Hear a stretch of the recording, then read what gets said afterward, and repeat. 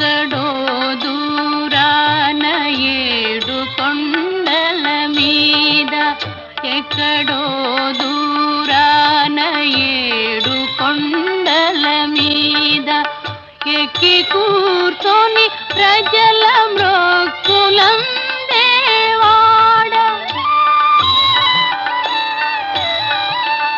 ఇక్కడే మా ఇంట వెలసినావయ్యా,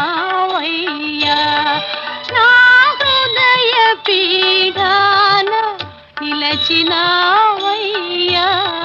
శ్రీ వెంకటేశ దయాసాగరా.